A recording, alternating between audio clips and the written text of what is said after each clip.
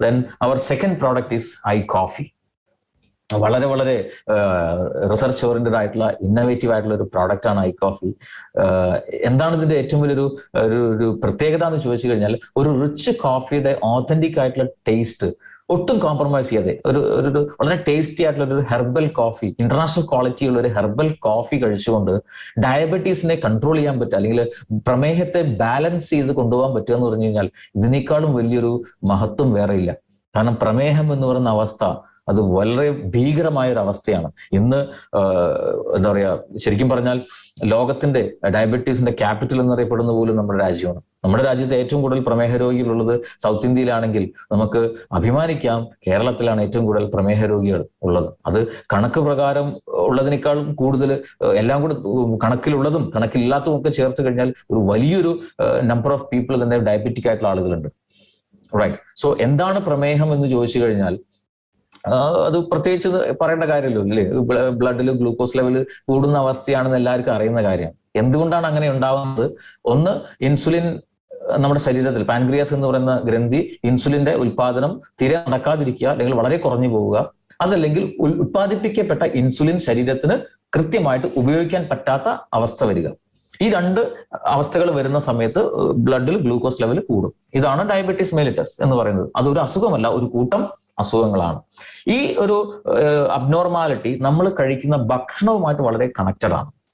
കാരണം ഈ insulin secretion നടക്കാതിരിക്കുകയോ അല്ലെങ്കിൽ ഇൻസുലിന്റെ പ്രോപ്പറായിട്ട് ഉപയോഗം ശരീരത്തിൽ നടക്കാതെ വരുമ്പോൾ നമ്മൾ കഴിച്ചിട്ടുള്ള ഭക്ഷണത്തിലുള്ള കാർബോഹൈഡ്രേറ്റ്, ഫാറ്റ്, പ്രോട്ടീൻ, ഇതിന്റെ മെറ്റബോളിസം തകരാറിലാവും.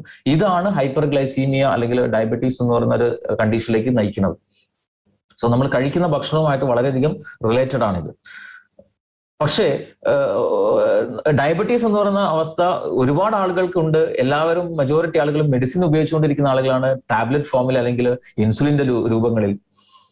ആളുകളുടെ ധാരണ ഈ മെഡിസിൻ ഉപയോഗിക്കുന്ന സമയത്ത് ഗ്ലൂക്കോസ് ലെവൽ കൺട്രോൾ ചെയ്ത് കൊണ്ടുപോകാൻ പറ്റുന്നുണ്ട്, സോ അങ്ങനെ അങ്ങോട്ട് പോകാലോ എന്നുള്ളൊരു ആലസ്യത്തിലാണ് മെജോറിറ്റി ആളുകൾ. പക്ഷേ diabetes it's a very dangerous condition. ക്യാൻസറിനേക്കാളും ഡേഞ്ചറസ് ആണ്. ക്യാൻസർ വന്നു കഴിഞ്ഞാൽ കുറച്ച് കാലം കൊണ്ട് ആള് തീരും. പക്ഷെ ഡയബറ്റീസ് വന്നു കഴിഞ്ഞാൽ ഇഞ്ചിഞ്ചായി നരകിച്ച ആള് മരിച്ചു പോകുള്ളൂ, മരണപ്പെടുകയുള്ളൂ. കാരണം ഈ ഡയബറ്റീസ് കൊണ്ടുണ്ടാകുന്ന ഡാമേജസ് ഇറ്റ്സ് ലോങ് ടേം ആയിട്ടുള്ള ഡാമേജ് ആണ് ശരീരത്തിൽ ഉണ്ടാകുക. പല വൈറ്റൽ ആയിട്ടുള്ള ഫങ്ഷൻസും ഡിസോർഡർ ആകുമെന്ന് മാത്രമല്ല, പല ഓർഗൻസിനെ പോലും പെർമനന്റ് ആയിട്ടുള്ള ഫെയിലിയറിലേക്ക് നയിക്കും. കിഡ്നി പ്രവർത്തനം നിന്ന് പോവാം, ലിവറിന് ഡാമേജ് സംഭവിക്കുക, അങ്ങനെ പലതരത്തിലുള്ള പ്രശ്നങ്ങൾ ശരീരത്തിൽ ഉണ്ടാകുന്നുണ്ടാവും. So it's very very dangerous condition. ഡയബറ്റീസിന്റെ കാരണങ്ങളും അതിന്റെ ടൈപ്സും നോക്കുകയാണെന്നുണ്ടെങ്കിൽ നമുക്ക് ടൈപ്പ് 1 എന്ന് പറയുന്ന ഒരു ഡയബറ്റീസ് ഉണ്ട്. പ്രധാനമായിട്ടും ഈ കുട്ടികളിൽ കാണുന്ന ഡയബറ്റീസ് പോലും ടൈപ്പ് 1 ആണ്. ജുവനൈൽ ഡയബറ്റീസ് ഒക്കെ ടൈപ്പ് 1 വരുന്നതാണ്. അതിന്റെ പ്രധാനപ്പെട്ട കാരണം പാൻക്രിയാസ് ഇൻസുലിൻ എന്ന് പറയുന്ന ഹോർമോൺ കൂടുതലായിട്ട് അല്ലെങ്കിൽ ഉൽപ്പാദിപ്പിക്കുന്നുണ്ടാവില്ല, അല്ലെങ്കിൽ വളരെ കുറച്ച് മാത്രമേ ഉൽപ്പാദിപ്പിക്കുന്നുണ്ടാവുള്ളൂ, ഒട്ടും ഉൽപ്പാദിപ്പിക്കുന്നുണ്ടാവില്ല. ഈ രണ്ട് കാര്യങ്ങൾ കൊണ്ടാണ് ചെറുപ്രായം മുതൽ തന്നെ ഡയബറ്റീസ് വരും. It's type 1. ടൈപ്പ് 2 എന്ന് പറഞ്ഞു കഴിഞ്ഞാൽ പാൻക്രിയാസ് ഇൻസുലിൻ ഉൽപ്പാദിപ്പിക്കുന്നുണ്ടാവും, പക്ഷേ ആ ഇൻസുലിൻ പ്രോപ്പർ ആയിട്ട് ശരീരത്തിന് ഉപയോഗിക്കാൻ പറ്റാത്ത കണ്ടീഷൻ ആവുന്നു. അതാണ് ടൈപ്പ് 2 എന്ന് പറയുന്നത്. ഇന്ന് നമ്മൾ നോക്കുകയാണെന്നുണ്ടെങ്കിൽ മെജോറിറ്റി ഒരു 90% ഡയബറ്റീസും ടൈപ്പ് 2 ആണ്. ഒരു 10% മാത്രമേ ടൈപ്പ് 1 വരുന്നുണ്ടാവുള്ളൂ. ഇതുകൂടാതെ ഒരു കാറ്റഗറിയും കൂടെ ഉണ്ട്, ജസ്റ്റേഷണൽ ഡയബറ്റീസ് എന്ന് പറയുന്നത്. പ്രഗ്നൻസി പീരീഡിൽ പല സ്ത്രീകൾക്കും ഡയബറ്റീസ് ഉണ്ടാവാറുണ്ട്. ഇത് മറ്റൊരു കാറ്റഗറിയാണ്. റൈറ്റ്. സോ ഇതിന്റെ കാരണങ്ങളിലേക്ക് പോവുകയാണെന്നുണ്ടെങ്കിൽ പല കാരണങ്ങളുണ്ട്. ഇൻസുലിൻ റെസിസ്റ്റൻസ് ആണ് ഏറ്റവും പ്രധാനപ്പെട്ട ഒരു കാരണം. ഇൻസുലിൻ റെസിസ്റ്റൻസ് എന്താണെന്ന് ചോദിച്ചു കഴിഞ്ഞാൽ, ഞാൻ നേരത്തെ പറഞ്ഞു കഴിഞ്ഞത് നമ്മുടെ പാൻക്രിയാസ് എന്ന് പറയുന്ന ഗ്രന്ഥി ആവശ്യത്തിനുള്ള ഇൻസുലിൻ ഉൽപ്പാദിപ്പിക്കുന്നുണ്ടാവും, പക്ഷെ ശരീരം തന്നെ ആ ഇൻസുലിനെ റിജക്ട് ചെയ്യുന്നു അല്ലെങ്കിൽ റെസിസ്റ്റ് ചെയ്ത് തടുത്തു നിർത്തുന്നു. അത് പ്രോപ്പറായിട്ട് ഉപയോഗിക്കുന്നില്ല. എന്തുകൊണ്ട് അങ്ങനെ വരുന്നു എന്ന് ചോദിച്ചു കഴിഞ്ഞാൽ, ഒരു സിമ്പിൾ ആയിട്ട് ഒരു എക്സാമ്പിളിലൂടെ ഞാനത് പറഞ്ഞുതരാം. അപ്പം നിങ്ങളിപ്പോൾ ഇരിക്കുന്ന വീട്ടിലുള്ള നിങ്ങളുടെ റൂം, അത് ഒരു ഡോറ് മാത്രമേ അതിനുള്ളൂ എന്നില്ല. അകത്തേക്ക് കിടക്കാനാണെങ്കിലും പുറത്തേക്ക് പോകാനാണെങ്കിലും ഒരൊറ്റ ഡോറേ ഉള്ളൂ. റൈറ്റ്. വേറെ വഴികളൊന്നുമില്ല, ജനലോ ഒന്നുമില്ല. റൈറ്റ്. അങ്ങനത്തെ ഒരു റൂമാണ്. സോ ഈ റൂം പുറത്ത് നിന്നും താക്കോലും പൂട്ടും ഉപയോഗിച്ച് പൂട്ടിയിരിക്കുകയാണ്. നിങ്ങൾ പുറത്താണെന്ന് കരുതുക. നിങ്ങൾക്ക് അകത്തോട്ട് കയറണം എന്നുണ്ടെങ്കിൽ താക്കോൽ ഉപയോഗിച്ച് ആ പൂട്ട് തുറന്ന് ഡോറ് തുറന്നാലേ അകത്തേക്ക് കയറാൻ പറ്റുള്ളൂ. ശരിയാണല്ലോ? സപ്പോസ് നോർമൽ കേസിൽ നിങ്ങൾക്ക് എന്ത് ചെയ്യാൻ പറ്റും? താക്കോല് കറക്റ്റ് ശരിയായ താക്കോലിട്ട് സ്മൂത്ത് ആയിട്ട് ആ ലോക്ക് തുറക്കാൻ പറ്റും. ഡോർ തുറക്കാം, അകത്തേക്ക് കയറാം. ചില സമയത്ത് നിങ്ങൾ ശ്രദ്ധിച്ചിട്ടുണ്ടാവും, അത്ര റെഗുലറായിട്ട് ഉപയോഗിക്കാത്ത അല്ലെങ്കിൽ കറക്റ്റായിട്ട് ഓയിലൊന്നും കൊടുക്കാത്തൊരു പൂട്ടാണെന്നുണ്ടെങ്കിൽ കറക്റ്റ് താക്കോലിട്ടാലും നമുക്ക് തിരിച്ചാലും എന്ത് ചെയ്യില്ല, ഓപ്പൺ ആവില്ല, സ്റ്റക്കാവും എവിടെയും, അല്ലേ? അങ്ങനെ സ്റ്റക്കായി കഴിഞ്ഞാൽ നമുക്ക് ആ താക്കോൽ ഉപയോഗിച്ച് ലോക്ക് തുറക്കാൻ പറ്റില്ല, അതുകൊണ്ട് ഡോറും തുറക്കാൻ പറ്റില്ല. ശരിയാണോ അല്ലേ? ഇതുപോലൊരു അവസ്ഥ നമ്മുടെ ശരീരത്തിലും ഉണ്ടാകുന്നുണ്ട്. ഇവിടെ റൂം എന്ന് പറയുന്നത് നമ്മുടെ ശരീരത്തിലുള്ള കോശമാണ്, സെൽസ്. അതിന്റെ ഡോറ് താക്കോലും പോട്ടും ഉപയോഗിച്ച് ലോക്ക്ഡ് ആണ്. ഈ ലോക്ക് തുറക്കാനുള്ള കീ അഥവാ താക്കോലാണ് ഇൻസുലിൻ.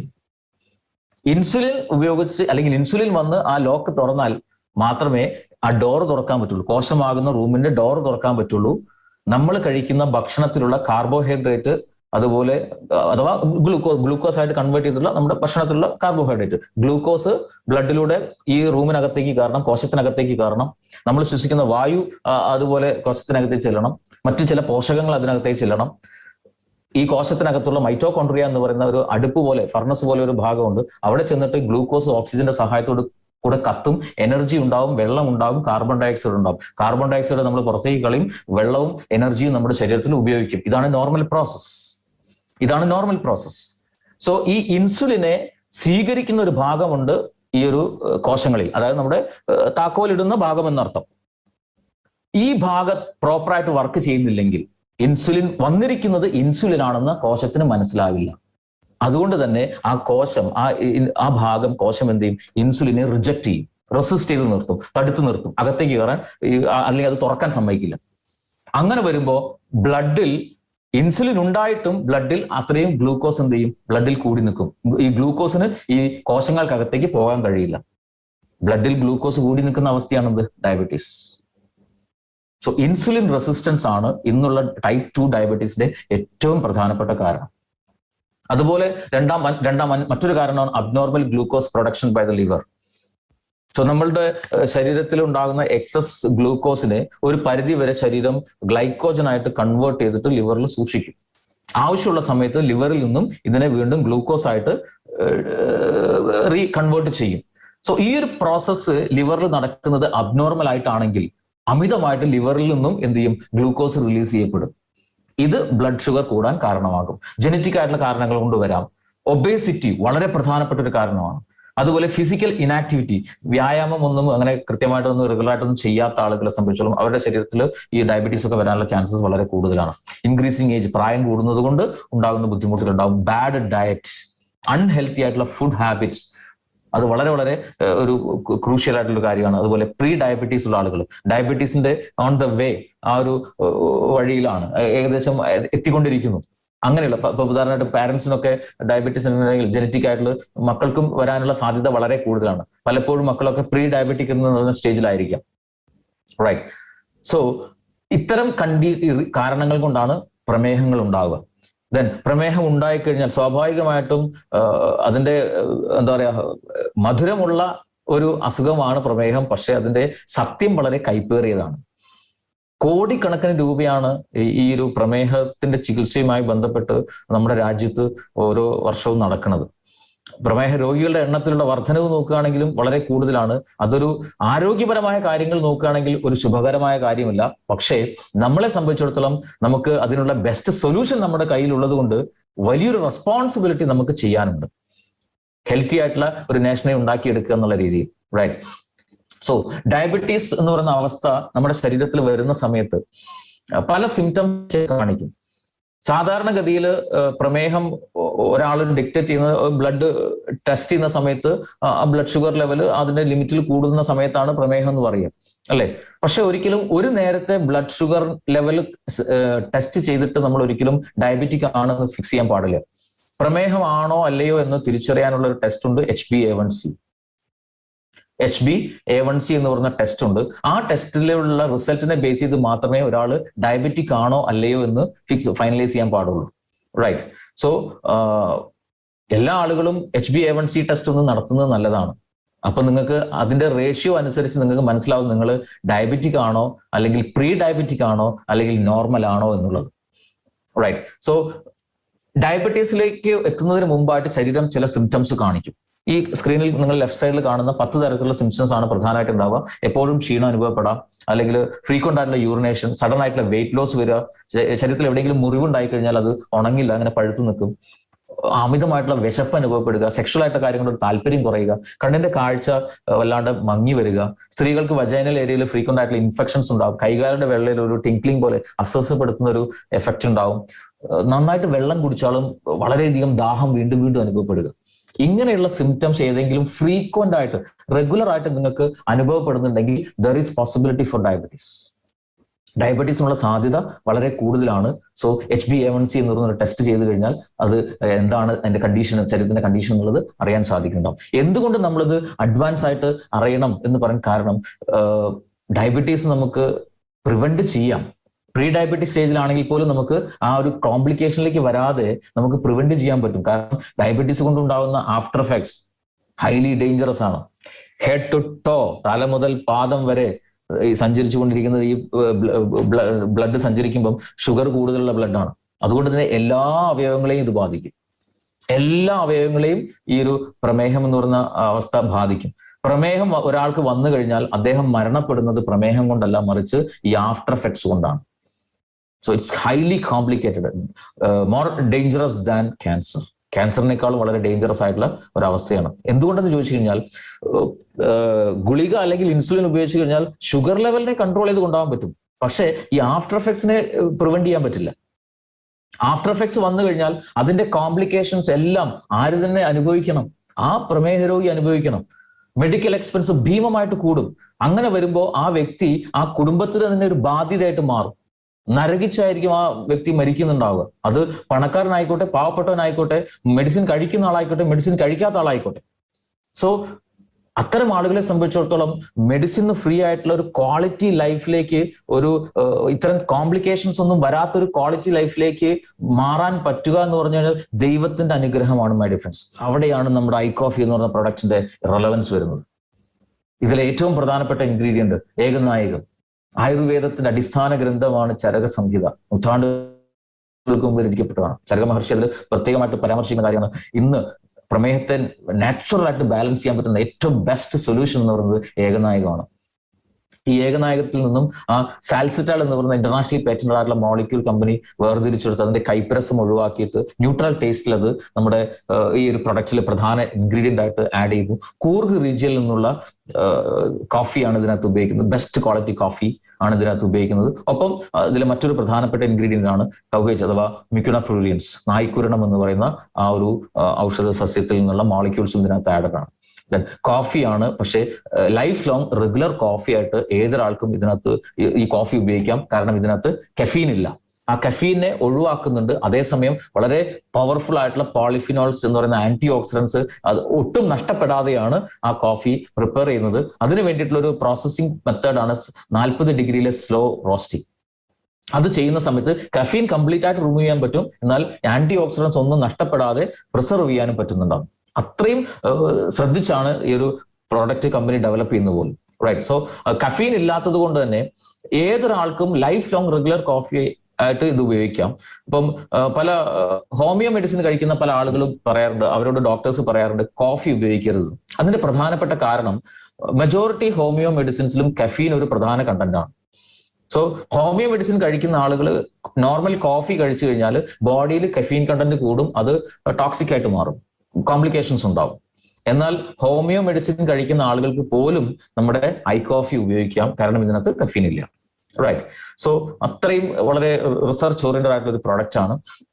അതായത് ഫ്രീക്വൻലി ആസ്ഡ് ക്വസ്റ്റ്യൻസിലേക്ക് നോക്കുകയാണെന്നുണ്ടെങ്കിൽ ഇപ്പം ഐകോഫി നമുക്ക് അറിയാം 2 വേരിയൻസിലാണ് വരുന്നത്, ഐകോഫി ക്രീമർ, ഐകോഫി ബ്ലാക്ക്. എന്താണ് പ്രധാനപ്പെട്ട ഡിഫറൻസ് എന്ന് ചോദിച്ചു കഴിഞ്ഞാൽ, ഐകോഫി ക്രീമറിലുള്ള ഏകനായകത്തിന്റെ കണ്ടന്റ് 11% ആണ്. അതേസമയം ഐകോഫി ബ്ലാക്കിലുള്ളത് 22% ആണ്. അത് ക്രീമറിലുള്ളതിനേക്കാളും ഇരട്ടി കണ്ടന്റ് ഐകോഫി ബ്ലാക്കിലുണ്ട്. ഏറ്റവും പ്രധാനപ്പെട്ട ഒരു ഡിഫറൻസ് അതാണ്. റൈറ്റ്. സോ ഇത് ഏത് തരം ഡയബറ്റീസ് ഉള്ള ഏത് ടൈപ്പ് ഓഫ് ഡയബറ്റീസ് ആണെങ്കിലും നമുക്ക് ഐ കോഫി ഉപയോഗിക്കാം. ടൈപ്പ് 1 ആണെങ്കിലും ടൈപ്പ് 2 ആണെങ്കിലും ജസ്റ്റേഷൻ ആണെങ്കിലും ഒക്കെ നമുക്ക് ഐ കോഫി ഉപയോഗിക്കാം. It's safe to use. ഇതിനകത്ത് ഷുഗർ ഉണ്ടോ? ഇല്ല, ഇതിനകത്ത് ഷുഗർ ഇല്ല. ദെൻ എത്ര കാലം ഇത് ഉപയോഗിക്കണം? നമ്മുടെ ഇഷ്ടത്തിനനുസരിച്ച് എത്ര കാലം വേണമെങ്കിലും ഉപയോഗിക്കാം. റെഗുലർ ആയിട്ട് ഉപയോഗിക്കാൻ പറ്റുകയാണെങ്കിൽ അതിനനുസരിച്ച് നമുക്ക് ഹെൽത്ത് ബെനിഫിറ്റ് ഉണ്ടാക്കിയെടുക്കാൻ പറ്റും. ഈ മെഡിസിൻസ് ഉപയോഗിക്കുന്ന ആളുകൾക്ക് അതോടൊപ്പം ഇത് ഉപയോഗിക്കാൻ പറ്റുമോ? തീർച്ചയായിട്ടും. നിങ്ങൾ അറിയേണ്ട ഒരു പ്രധാനപ്പെട്ട പോയിന്റ്, ഇപ്പം നിങ്ങൾ പ്രമേഹമുള്ള ആളാണെങ്കിൽ നിങ്ങൾ ഐ കോഫി ഉപയോഗിക്കുകയാണെങ്കിലും നിങ്ങളുടെ പരിചയത്തിലുള്ള പ്രമേഹ രോഗികൾക്ക് ഐ കോഫി സജസ്റ്റ് ചെയ്യുകയാണെങ്കിൽ പോലും നിലവിൽ അവർ ഉപയോഗിച്ചുകൊണ്ടിരിക്കുന്ന മെഡിസിൻ സഡൻ ആയിട്ട് സ്റ്റോപ്പ് ചെയ്തിട്ടല്ല ഐ കോഫി ഉപയോഗിക്കേണ്ടത്. അത് പ്രത്യേകം ശ്രദ്ധിക്കണം. കാരണം അവരുടെ ശരീരം ആ മെഡിസിനിൽ അഡ്ജസ്റ്റഡ് ആയിട്ടായിരിക്കും പോയിക്കൊണ്ടിരിക്കുന്നുണ്ടാവുക. സഡൻ ആയിട്ട് മെഡിസിൻ സ്റ്റോപ്പ് ചെയ്ത് കഴിഞ്ഞാൽ ബോഡിക്ക് അത് താങ്ങാൻ പറ്റില്ല. സോ എലോങ് വിത്ത് മെഡിസിൻ അവർക്ക് സേഫ് ആയിട്ട് ഐ കോഫി സ്റ്റാർട്ട് ചെയ്യാം. കുറച്ച് നാൾ കഴിയുമ്പം അതിൻ്റെ അനുസരിച്ചുള്ള ചേഞ്ചസ് അവരുടെ ബോഡി വരുന്നുണ്ടാവും. ആ ഇംപ്രൂവ്മെന്റിനനുസരിച്ച് മെഡിസിൻ അളവ് പതുക്കെ പതുക്കെ കുറച്ച് കൊണ്ടുവരിക. അത് ഡോക്ടറുമായിട്ട് കൺസൾട്ട് ചെയ്തിട്ടാണെങ്കിൽ അങ്ങനെ, അല്ലെങ്കിൽ അവർക്ക് സ്വയമായിട്ട് വേണമെങ്കിലും അങ്ങനെ ചെയ്യാം. റൈറ്റ്. ആ കുറച്ച് മാസങ്ങൾ കഴിയുമ്പോൾ മെഡിസിൻ കംപ്ലീറ്റ് ഒഴിവാക്കാം. ഐ കോഫി അതുപോലെ കണ്ടിന്യൂ ചെയ്യുക. ഒരു quality life without medicine, without after effects, ഒരു quality life I coffee regular ആയിട്ട് ഉപയോഗിച്ചുകൊണ്ട് അവർക്ക് മെയിൻറ്റെയിൻ ചെയ്യാൻ പറ്റുന്നുണ്ടാവും. Right. Can this be taken with insulin? Yes, of course. Insulin ഉപയോഗിക്കുന്ന ആളുകൾക്ക് ഉപയോഗിക്കാം. ഇത് ഷുഗറിനെ ലോ ആക്കുമോ? അതായത് നോർമൽ റേഞ്ചിലുള്ള ഷുഗറുള്ള ഒരാൾ ഐ കോഫി ഉപയോഗിച്ച് കഴിഞ്ഞാൽ ലോ ഷുഗർ ആയി പോകുമോ? ഒരിക്കലും ഇല്ല. കാരണം ഇതിന്റെ ഒരു മെക്കാനിസം അങ്ങനെയല്ല. ഇപ്പം ഒരു സിമ്പിൾ ആയിട്ട് ഒരു എക്സാമ്പിൾ പറയാം. പ്രമേഹമുള്ള ആളുകൾ ഉപയോഗിക്കുന്ന മെഡിസിൻ പ്രമേഹം ഇല്ലാത്ത ഒരാളുകൾക്ക് ഉപയോഗിക്കാൻ പറ്റുമോ? ഉപയോഗിച്ചാൽ എന്താ സംഭവിക്കുക? ഒരു സംശയമില്ല, ലോ ഷുഗർ ആവും. ആ മെഡിസിനിലുള്ള ഇൻസുലിൻ കണ്ടന്റിന് എത്ര യൂണിറ്റ് ഗ്ലൂക്കോസിനെ റെഡ്യൂസ് ചെയ്യാൻ പറ്റുമോ അത്രയും അയാളുടെ ബ്ലഡിൽ കുറയും. ലോ ഷുഗർ ആയി പോകും, യാതൊരു സംശയമില്ല. എന്നാൽ ഇവിടെ നമ്മുടെ ഐ കോഫിയിൽ ഒരു ലോ ഷുഗർ ആക്കുക എന്നുള്ളത് ഒരു പ്രോസസ് അല്ല മെയിനായിട്ട് നടക്കുന്നത്. ഒരു റെഗുലേറ്റിംഗ് പ്രോസസ്സാണ്. ഗ്ലൂക്കോസിന് ആവശ്യത്തിന് ബ്ലഡിലേക്ക് വിടുക എന്നുള്ള ഒരു കൺട്രോളിംഗ് പ്രോസസ്സ്, ഇവിടെ റെഗുലേറ്റിംഗ് പ്രോസസ്സ് അവിടെ നടക്കുന്നുണ്ട്. അതുകൊണ്ട് തന്നെ എപ്പോഴും നമ്മളെ ബ്ലഡിൽ ഹെൽത്തി ലെവലിലുള്ള ഗ്ലൂക്കോസ് ലെവൽ മെയിൻറ്റെയിൻ ചെയ്യുക എന്നുള്ളൊരു പ്രോസസ്സ് അവിടെ നടക്കുന്നുണ്ട്. അതുകൊണ്ടാണ് പ്രമേഹമുള്ള ആളുകൾക്കും പ്രമേഹം വരാൻ സാധ്യതയുള്ളവർക്കും പ്രമേഹം ഇല്ലാത്തവർക്കും ഐ കോഫി ഒരുപോലെ ഉപയോഗിക്കാൻ പറ്റുന്നത് അതുകൊണ്ടാണ്. റൈറ്റ്. സോ നോർമൽ ആളുകൾക്കും വളരെ സേഫ് ആയിട്ട് ഉപയോഗിക്കാം.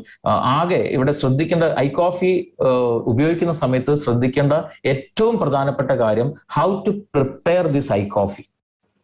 അതാണ് ഏറ്റവും കൂടുതൽ ശ്രദ്ധിക്കേണ്ടത്. സാധാരണ ചായയോ കാപ്പിയോ ഉണ്ടാക്കുന്നത് പോലെ ഈ കോഫി പൗഡർ വെള്ളത്തിലിട്ട് തിളപ്പിക്കരുത്. തിളപ്പിച്ചു കഴിഞ്ഞാൽ അതിന്റെ ആ ഒരു മെഡിസിനൽ വാല്യൂ എല്ലാം പോകുന്നുണ്ടാവും.